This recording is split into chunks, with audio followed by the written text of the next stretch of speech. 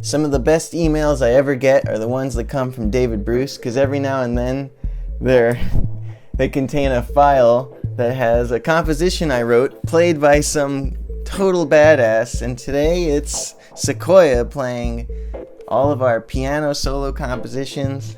It's time to listen. This is like a special holiday for me. So welcome to another 5 Composers Challenge. After the first 2, which featured a chamber ensemble and then an orchestra, we're stripping it right back today to have just a solo piano played by a friend of the channel, Sequoia. And we'll have pieces by David Bennett, composer, producer, trumpeter No Compliments, pianist and composer June Lee, and our old friend Ben Levin. Instead of a theme this time, I chose what I called the 3-2-1 challenge. So the piano part should have a main line and an accompaniment. In one of the sections of the piece, the main line should just use one note, although it can use octaves. In another section, it can only use 2 notes, and in the third section, 3 notes. The 3 sections can go in any order, and the accompaniment can do whatever it likes. So it's a very restricted brief. Let's see what everyone comes up with. First up, it's David Bennett. My approach to this was if the right hand can only play 1, 2 or 3 notes at a time, then it would be the job of the left hand to keep things interesting. So before I wrote any melody at all, I wrote the entire chord progression for the left hand. And I made sure that it moved through different key centers and different tonalities to make sure the right hand kept being provided with a new backdrop and a new context. I'm really excited to hear how everyone's dealt with this brief, and thank you again, David, for organising all of this.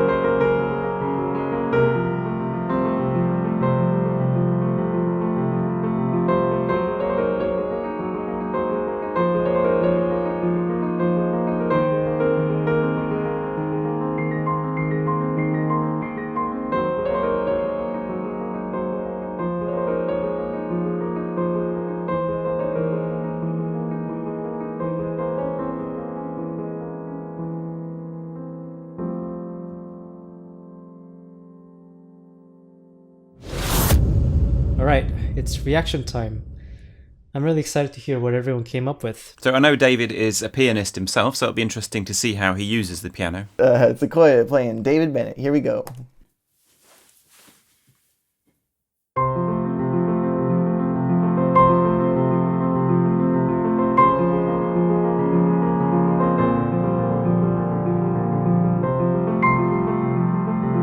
Like drops of water on the ocean. Really making use of that octave so emotionally. It's like the friend I really wanted. It's quite a tender feeling. Oh, 2 notes. And that 2, that's the next friend. It's a brilliant performance. He's really captured the feeling that I was going for. I don't know how it's possible, but it's very melodic and it works. It's a nice little tender embellishment. Just circling around each other, unwrapping the melody.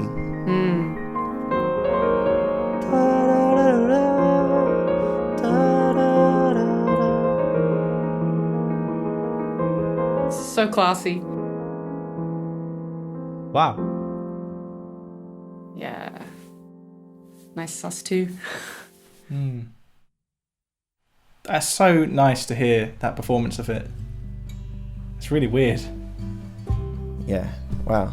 So the combination of the repetition of the melody and the gradualness of its development really makes you feel like you're getting to know each part of the piece as it comes in. And since it's got this kind of sentimental, wintry vibe, you feel like you're getting warmer and more in touch or something as the melody evolves. David uses the restricted and unchanging melody notes to create a sort of emotional tension as they pull the harmony changes underneath, and they kind of create this sense of pull against it. It feels very natural and organic the way the melody just gradually blossoms. Really nice.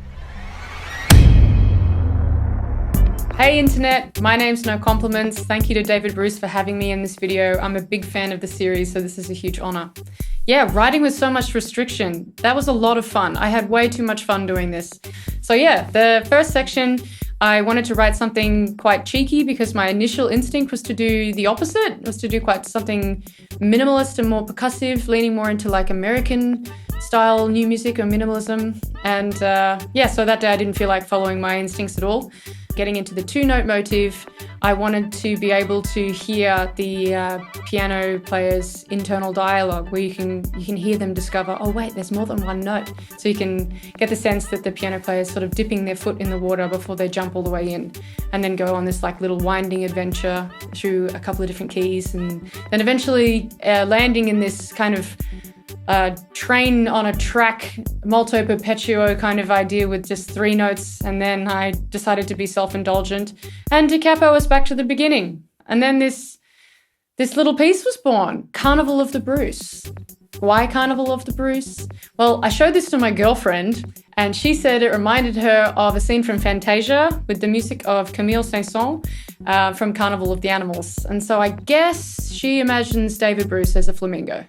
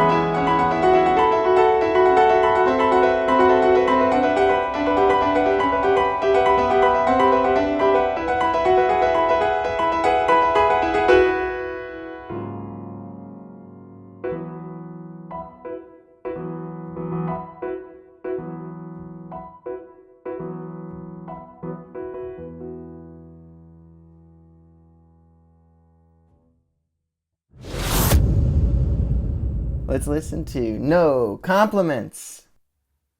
Okay, I think I'm next. Here we go.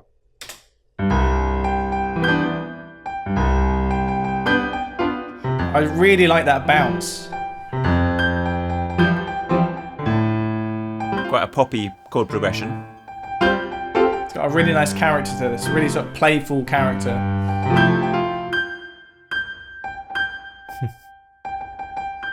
It's like a child tickling, or something like that. Lovely dramatic suspense there. The big 2 is here. And there's the second note. It's so playful. All of the octaves. They all feel like different voices of different people. Whoa. The piece is enjoying itself. I don't know if that's possible, but it really feels that way. Whoa. Didn't see this coming. Nice. Ah, now we've hit the 3. It almost feels like a celebration because we've got that third note now. Everybody's here. That chord. This feels like a sort of coda. It's like it's stuttering. Man, that piano player is a beast. Wow, cool. Yeah, that's exactly what I imagined and more. Yeah, couldn't be happier with that. I can't stop smiling because of how playful it is. What a nice payoff. That is a great example of a piece of music that sets up an expectation and then defies it in a way that crushes. That's why I sign up for listening to music. It's a really rhythmically inventive piece. I love those moments when a kind of triple time pulse emerges from the texture, or the way it suddenly turns corners like into that moto perpetuo bit at the end. It's good stuff. For my piece, I took a 3-2-1 approach with the melody, where I went from 3 notes to 2 notes to 1 note with each section. And as I decreased notes in the melody, I was able to make the harmony more and more complex, because there were fewer notes in the melody that could potentially clash with chords. It just became easier and easier to get more creative with my harmony. Also, I made it so that the density of notes increased as the number of unique notes decreased. So the idea was that you kind of go from someone like kind of tapping around, being like doo-dee-doo-dee-doo, to someone being like ha ha ha ha, and then someone being like hey hey hey hey hey hey hey hey, where it's just the emphasis on this one note becomes so acute. It's like a pounding in your head. Just kind of the most obvious thing for the form in my mind. I'm not sure if anyone else did that, but it just seems like the thing to do if you're gonna get fewer and fewer notes. Make the complex harmony come in, baby.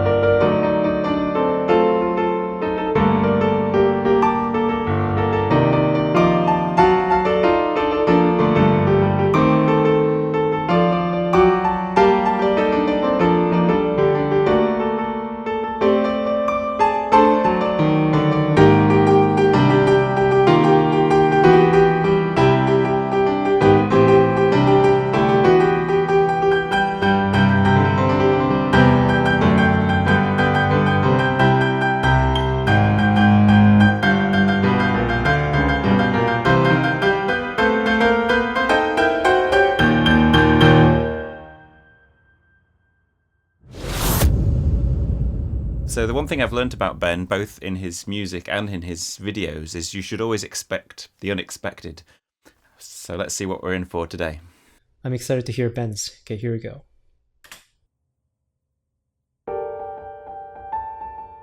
So it started with all 3 notes. That's right. Distinctive motif at the top there. Kind of an evening vibe. Nailing the dynamics. So those are definitely our 3 notes there. Okay, drop down the octave. It's kind of got a Latin feel to it. It's nice. I feel like this is going to build up to something big.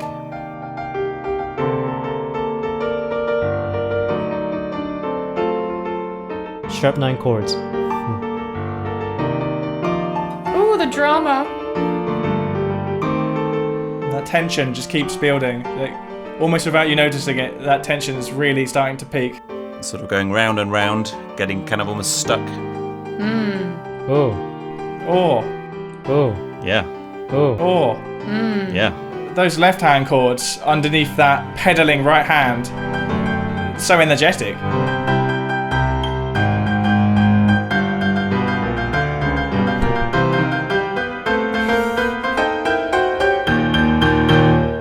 Whoa.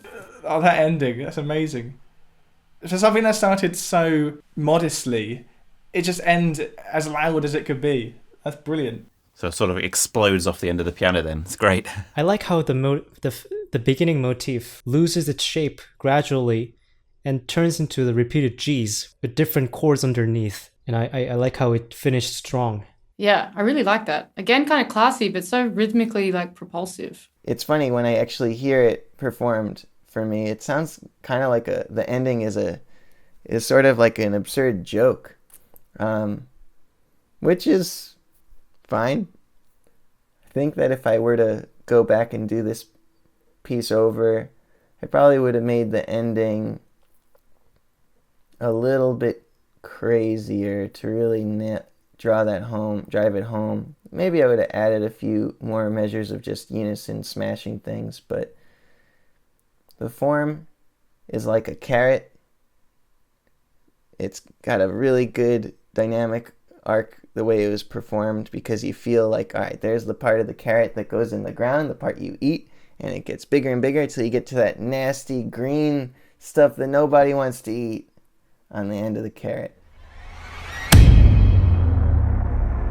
So because of the melodic limitation, I wanted to find different ways to generate momentum and also a sense of familiarity by using other tools like rhythm, harmony, shifting register, and texture. So I started experimenting with a bunch of rhythms, and I ended up really liking this one rhythm in odd meter, and in retrospect I think it's because of how ambiguous it sounded.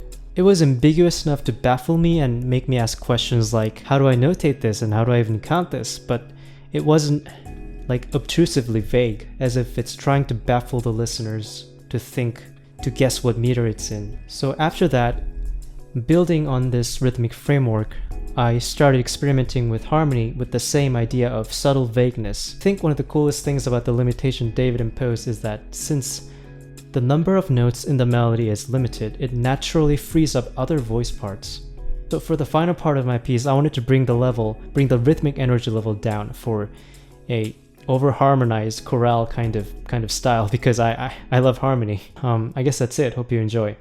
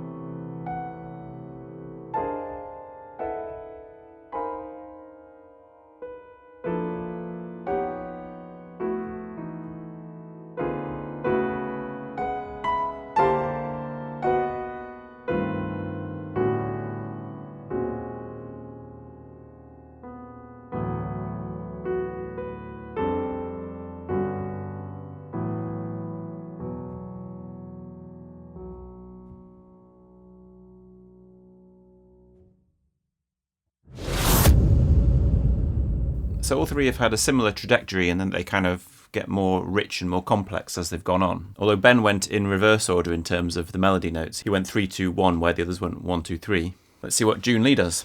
Okay, moving on to, I guess, my piece. Yeah. This is June Lee's composition.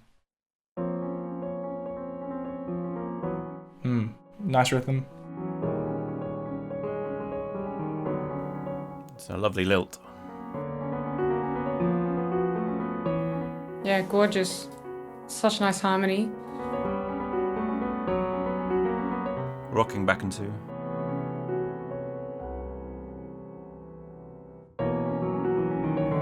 It's a surprise that it picks up again where it left off. A lot of very tight chords, very dense harmony. Yeah, there's the density. Wow. Really nice dynamic build across the piece.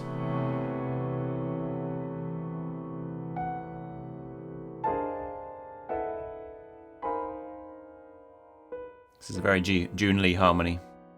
Yeah, super messian, these chords. So yeah, the chords are really lending so much to this piece that the right hand doesn't even have to do much.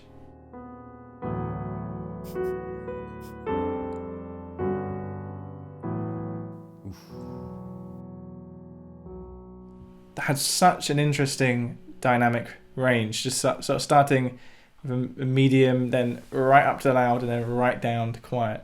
June is such a subtle composer. It never ceases to amaze me how rich his harmonies are. They always sound so beautiful, even though they're often very chromatic and quite dissonant. I got a whole story out of that one. The form of it is super relatable to life, at least as I understand it now, where you have this chase, this sense of like you're detectives on a trail at the beginning, and you're searching for something, and then you only find more questions. You think you've got it, but no, more questions. We've got the questions. And then we hit this point where we're just kind of, at the end when it gets quiet, we're just kind of like gazing at this realization that there's no answers and everything is chaos. And then at the end, we find peace in that. It's so weird hearing my piece being played. But, okay, here's the thing. My biggest concern in writing with the piece was the pedaling. There were some overlapping notes that were meant to bleed into each other and make things sound muddy. And some other notes, not so much. They were meant to be brought out as a single moving voice. So to achieve that, you might notice in my score that I was neurotically specific about pedaling.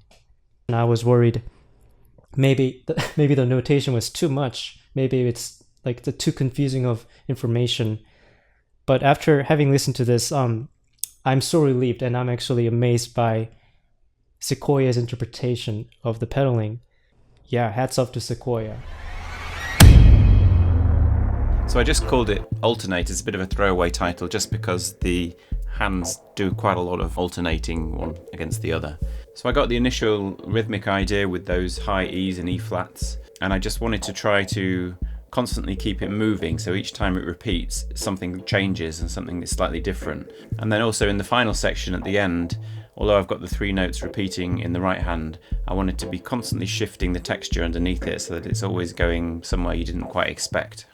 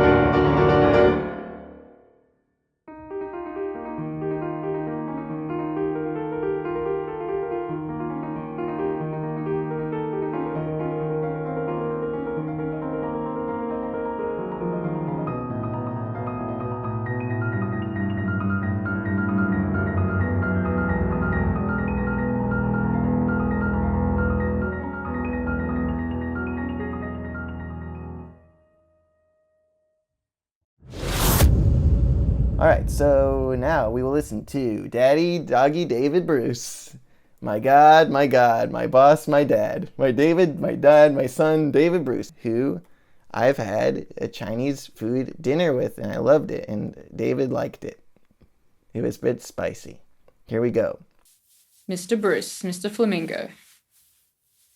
Okay. Straight out of the gate. I love the intensity right from the beginning. Cool ostinato. Stacking perfect fifths, it really gives that full sound, because fifths are wonderful. That left hand is really making up for the limited melody. It's like the wave crests, and then it pulls back, the lower, and then the lower.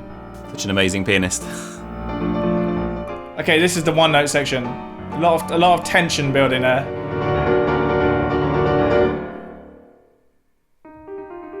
Ooh. A little bit of a Lydian moment. Real shift in mood between that one note section and that 3 note section. I like how void it feels in this section. One voice in very high register and one in low, and there's nothing in between. It's a different feeling. I love it. Wow. We just sort of wisped into the ether there. Not totally sure I didn't cheat at the end there. I'm not sure if the right hand really is the main line. I tried. And I just feel like the relationship between the accompaniment and the melody there is just so creative and so detailed. The accompaniment is such a world. It's such a underwater landscape with the light shining through and making rainbows and stuff. And I think when I envision accompaniment on piano, I think that I struggle to even imagine very creative accompaniment. I'm such a melody chords guy, you know. I've really found it interesting how each composer has brought their own flavour to it. Like before listening to those, I just couldn't imagine how other people's would sound, and that's just amazing. A lot of drama, crazy harmony stuff going on, especially June, but that's to be expected. And David, yeah, that was symphonic almost. I'm proud of how mine sounded. I think everyone sounded super good. Sequoia is such a great pianist. I feel like every time I do one of these, I level up as a composer so much faster. It's an amazing resource. I'm so grateful to be part of this. When are we going to hear a bad piece on one of these? If you'd like to see more videos like this, do consider supporting me over at Patreon, where you'll also be able to access all the scores and recordings from today's pieces and from many previous videos as well. A huge thank you to the star of the show, Sequoia, who you can learn more about over at sequoiasounds.com, and to our 4 wonderful composers. Watch out for Ben Levin's follow-up video and for David Bennett's video on melodies that only use one note. Thank you so much for watching, and I'll see you next time.